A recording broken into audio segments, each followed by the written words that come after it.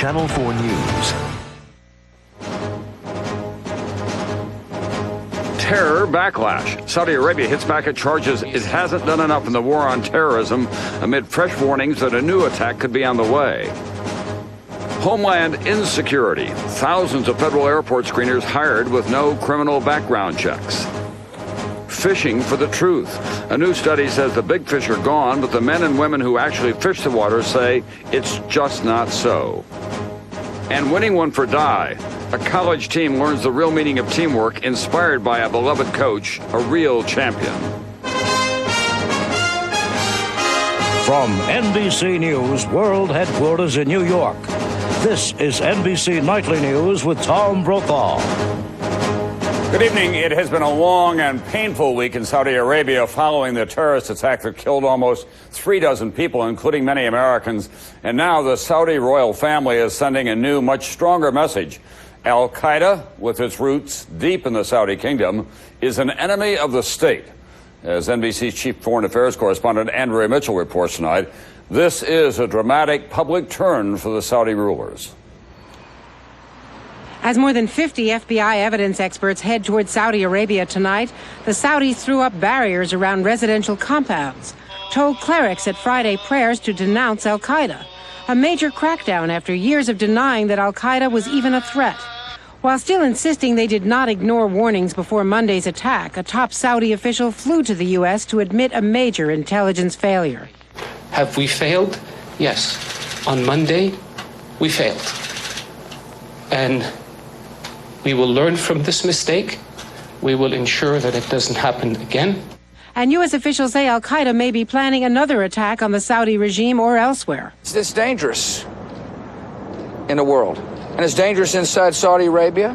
And it's dangerous so long as al-Qaeda continues to operate. This time the FBI says the Saudis are cooperating, unlike 7 years ago when they blocked the FBI from investigating the bombing that killed 19 U.S. airmen. How do they know this attack was the work of al-Qaeda? The Saudis tell NBC News some of the remains of the suicide bombers were suspects from an al-Qaeda cell who escaped last week. But in an interview, they insist bin Laden's group has no support in their country. Bin Laden has no sympathy in Saudi Arabia except by a small group of deviants and misfits.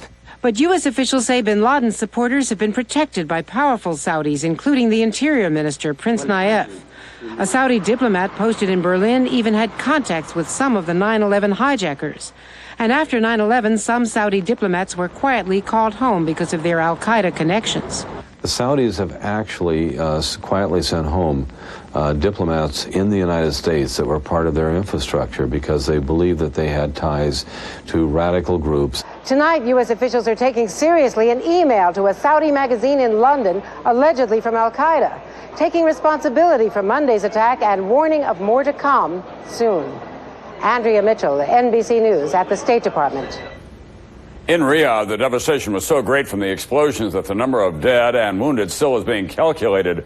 And as NBC's Ashley Banfield reports from Riyadh tonight, those who survived still are trying to cope with this shattering experience. This is what used to be where I lived. It didn't rip it off the hinges, it ripped it in two. Sam Goddard walks through his shattered home in Riyadh. On Monday night, just after 11 p.m., he was working at his computer when his living room was rocked. I thought the house had been hit by a rocket.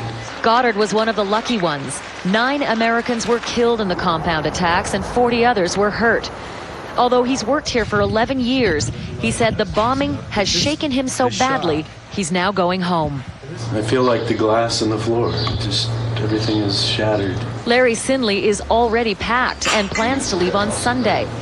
He was reading his Bible when the Saudi terrorists shot their way past guards at the Jadawal housing complex and detonated their truck bomb. After the shooting, I heard the horrific explosion, and just as soon as the explosion hit, all my windows and doors blew open, and I was just totally devastated at that time. I knew exactly what had happened. Sinley says the toughest part was calling his wife back in the States. I called home and I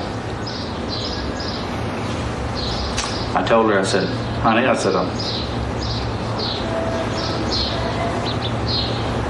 I'm okay.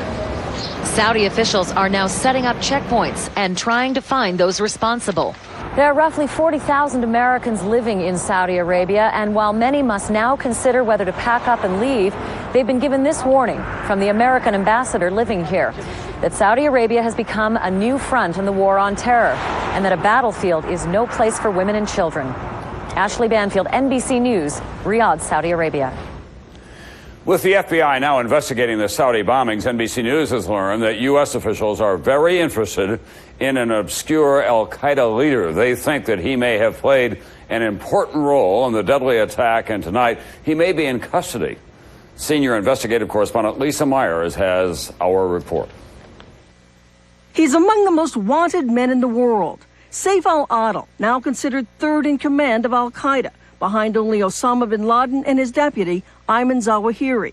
Senior U.S. officials tell NBC News al-Adil is believed to have helped plan the bombings that killed Americans in Riyadh. This man is highly dangerous. He's an expert in bomb making and explosives and training in hand-to-hand combat. He was indicted for the bombing of U.S. embassies in Africa and named co-conspirator yesterday in the bombing of the USS Cole. Yet his true identity is shrouded in mystery. The FBI believes he's Mohammed Makawi, a hot-tempered Egyptian who spent 15 years in Egypt's military. But some U.S. intelligence experts aren't so sure.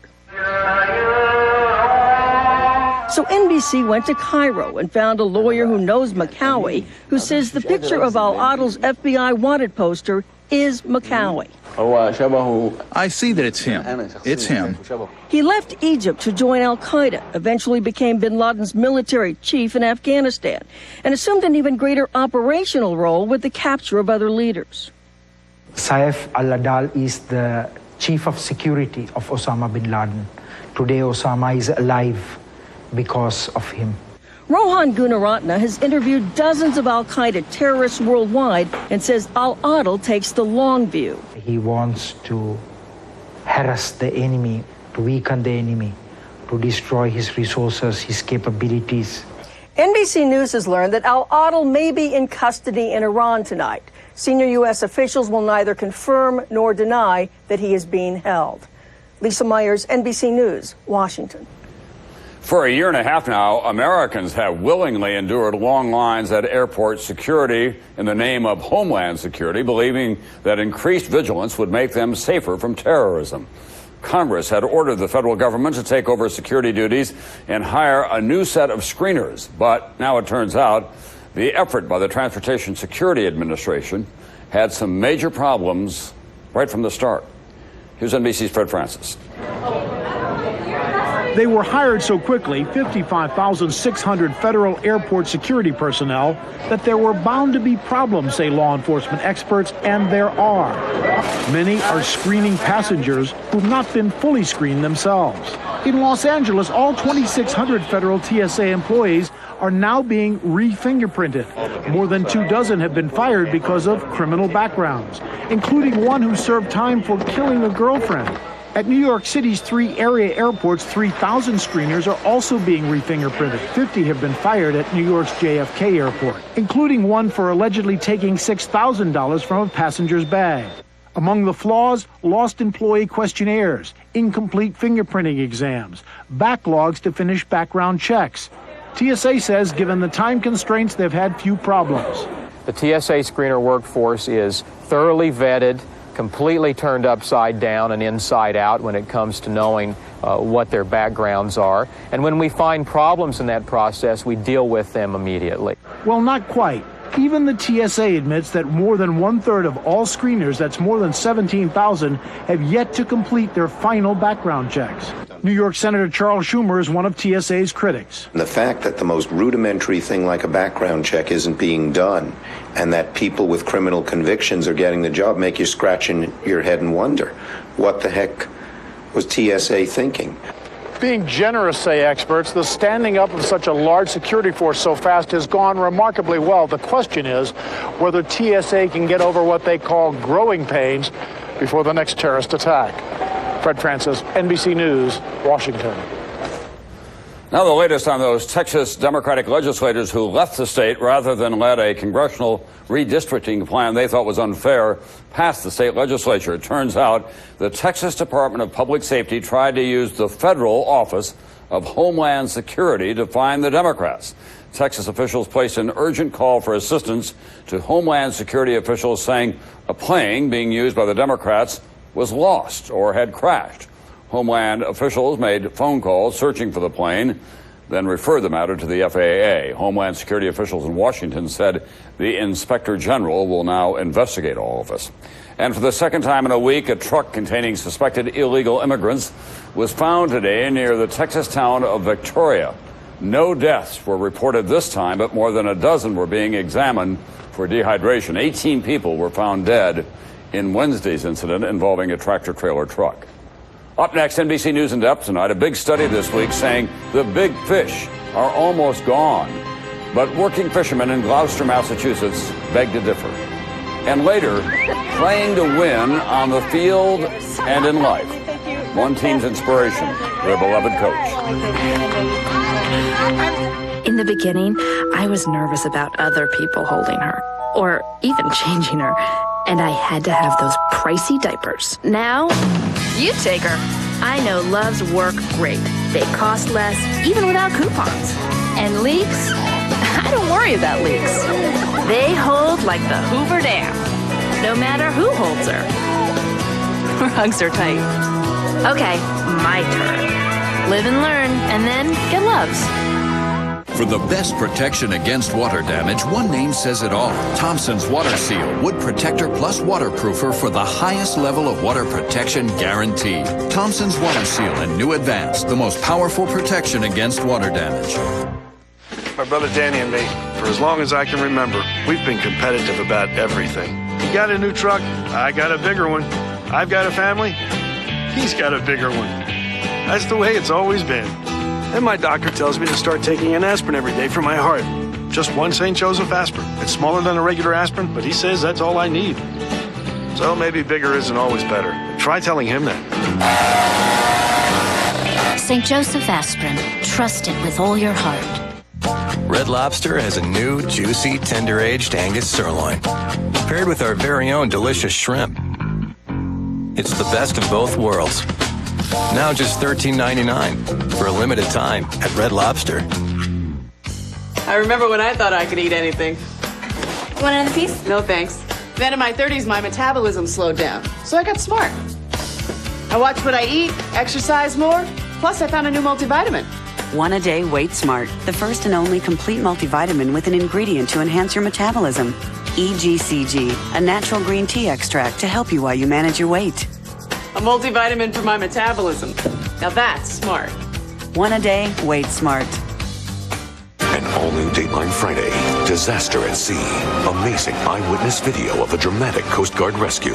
But once everyone was out of the water, that's when the real story began. You call it organized crime. What was that ill-fated boat really up to? Dateline tonight at a special time, 8/7 Central on NBC. NBC News in Depth tonight, fish stories, the ongoing battle between scientists and the fishermen who make their living from the sea. A new round this week has a new study said up to 90% of fish like tuna and swordfish, the large fish, are gone. But as NBC's Brian Williams tells us tonight, the people who have spent their lives on the ocean off Massachusetts insist it's just not true, that science is wrecking their livelihood. 6:30 a.m., Gloucester, Massachusetts. This used to be rush hour. The harbor used to be packed. Peter Shores would normally be out there, except he's getting out of fishing after 4 generations, selling his boat, frustrated by government-imposed restrictions and regulations. Oh, it kills me. You know, all I can think about is the guy that was mountain climbing and he had to cut his own arm off. He did it to survive. And the reason why I'm doing this is I think that I have a better chance of survival. Rosario Moletti says he likes the dry cleaning business just fine, likes the steady living, but he misses being out on the water every day. I love fishing, you know, and sometimes, you know, I go down the wharf on the waterfront, This is the boat's command. I still get the feeling. It's not that far north of Boston, but it might as well be a different world entirely. That's because here in Gloucester, Mass, they've been doing the same thing, basically the same way, for almost 4 centuries. Going out to sea in ships, coming back with fish. But it's not quite that simple anymore. How about it? Are you Gloucesterman? Yeah, Gloucester was immortalized in the perfect storm about the loss of 6 crewmen on the swordfish boat, the Andrea Gale. 6 out of 10,000 Gloucestermen who have died fishing. Now it's the fishing that's dying.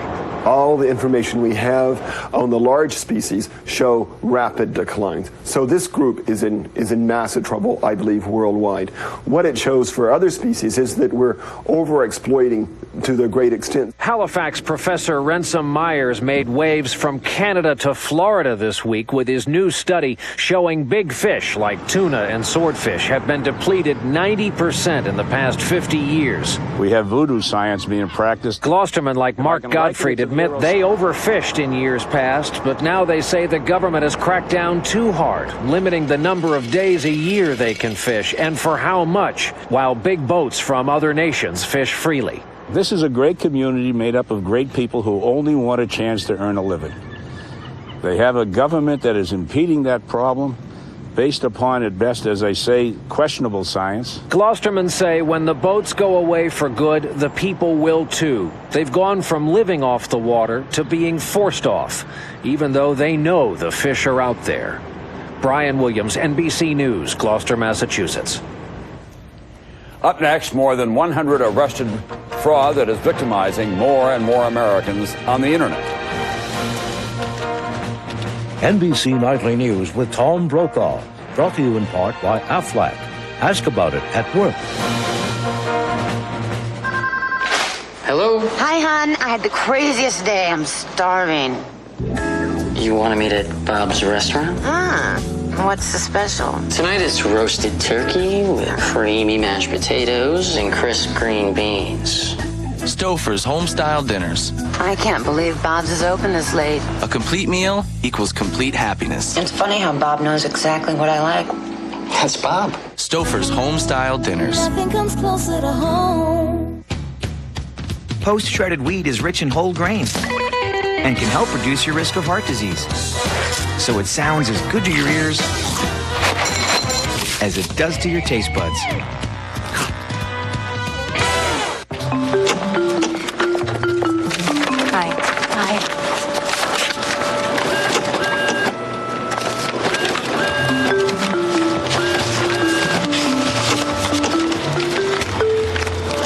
Mortgage application.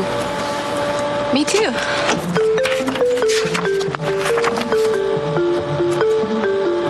Bye. Hi. The mortgage application with 80% less paperwork from Bank of America. Higher standards.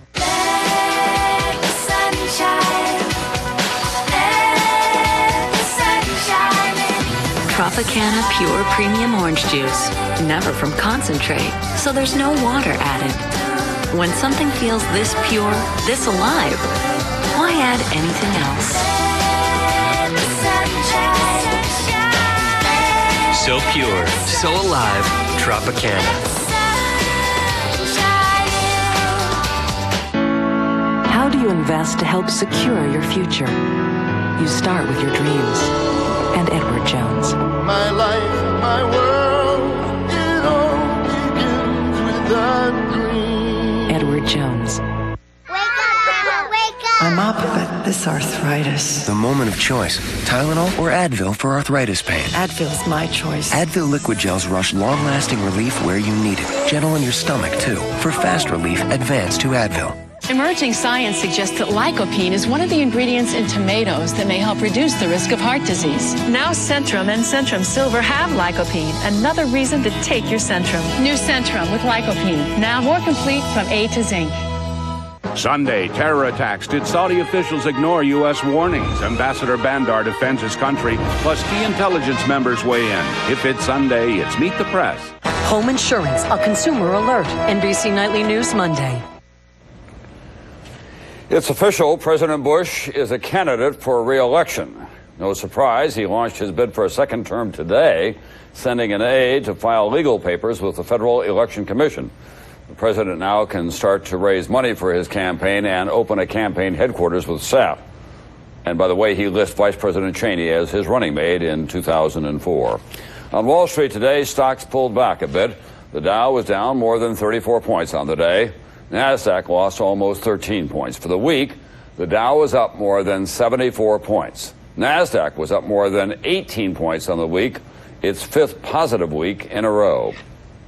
As more and more Americans go online, it turns out criminals are following them there. Today, the Justice Department said it has arrested 135 people in a nationwide crackdown on internet fraud, millions of dollars swindled. Here's NBC Pete Williams.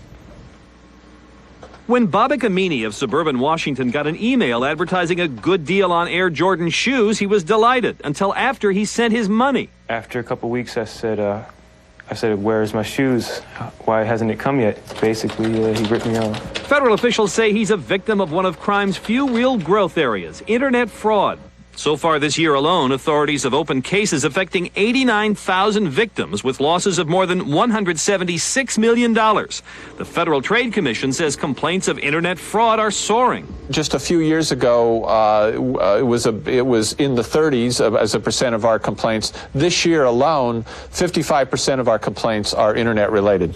Prosecutors say the operators of this website cheated investors out of $60 million, using their money to buy a helicopter, a yacht, and exotic homes in Mexico and Costa Rica. The FBI says a California couple made over $500,000 pretending to offer a dating service for finding Russian women. Just this week, an Illinois man pleaded guilty to collecting $2 million from 50,000 people who were fooled into thinking they could make money at home stuffing envelopes. The Attorney General says there's a growing challenge in finding out who's behind the scams.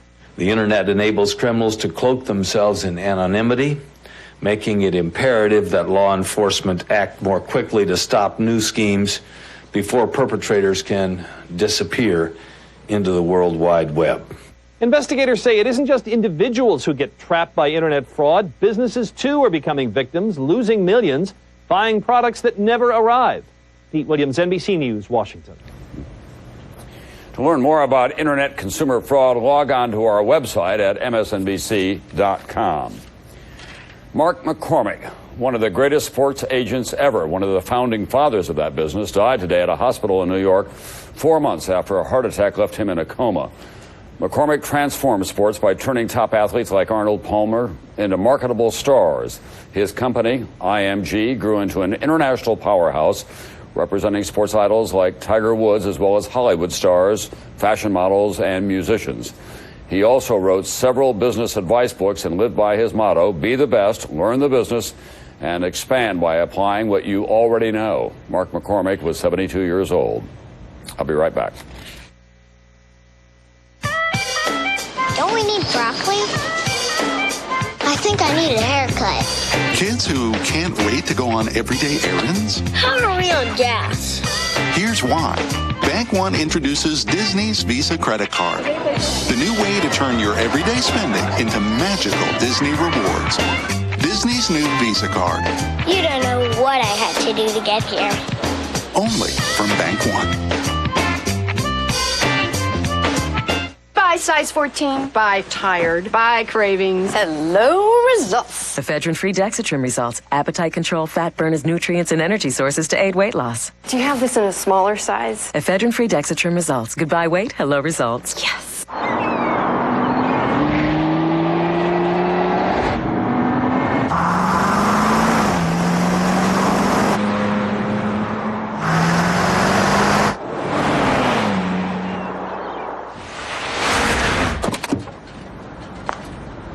The perfect accessory for your right foot. Cadillac CTS. Breakthrough. I don't have the greatest soil here, and the topsoil you buy isn't much better. But this is Miracle Grow Garden Soil. Premium organic materials plus Miracle Grow plant food mixed in. Look at the difference it makes. Amazing.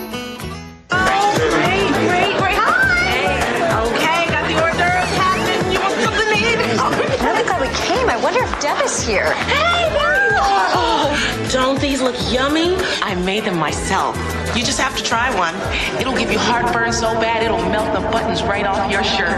It's different for people with acid reflux disease. And all that acid reflux may have puckered the lining of your esophagus. You should ask your doctor about the purple pill called Nexium. And these are sure to send you home early. For many people, with one prescription Nexium daily, heartburn goes away and stays away. And could keep you up all night. That Nexium relief goes deeper to heal erosions in the esophagus acid reflux can cause. So you don't just feel better, you are better.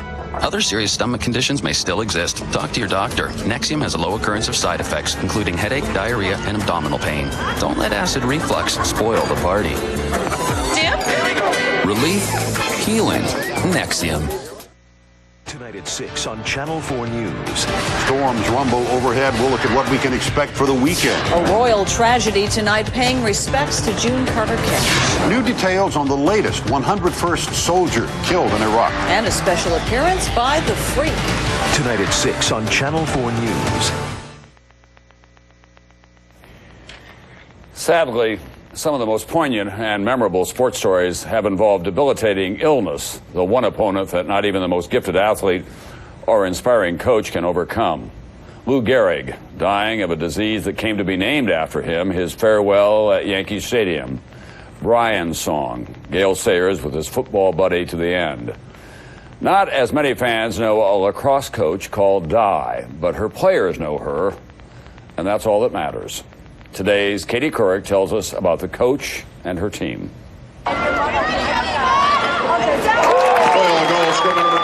Her players call her Di.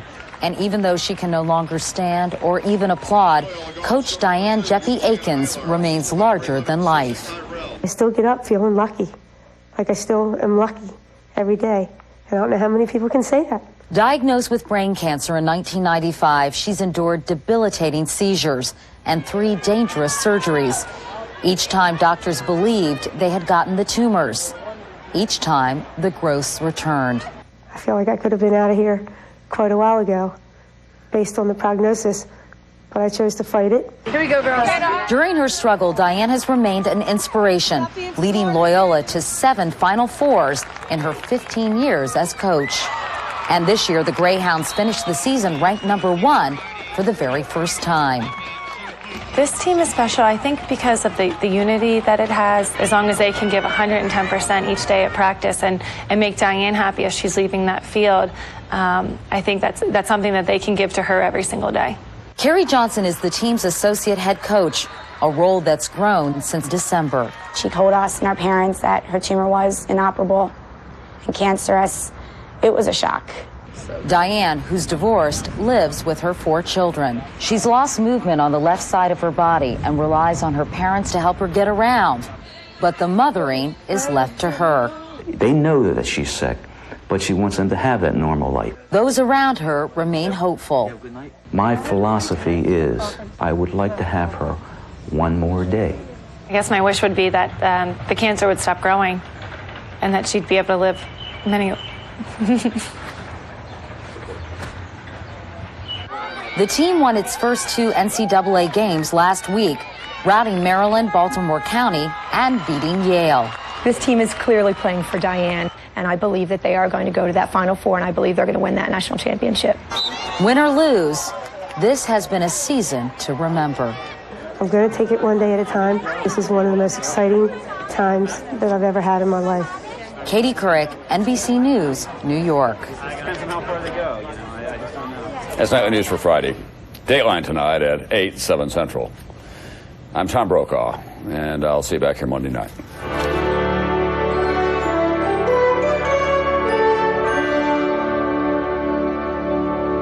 Monday, the first ever live broadcast from the DMZ. Matt Lauer reports on America's troops policing Korea's thin line between war and peace. Only on Today on NBC.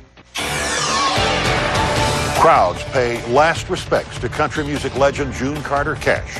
Now, a long-lost interview with Johnny Cash about the love of his life. A 69-year-old Dixon County woman feared for her safety. Today, 3 people were charged with a murder. I'm Larry Britton. The story coming up.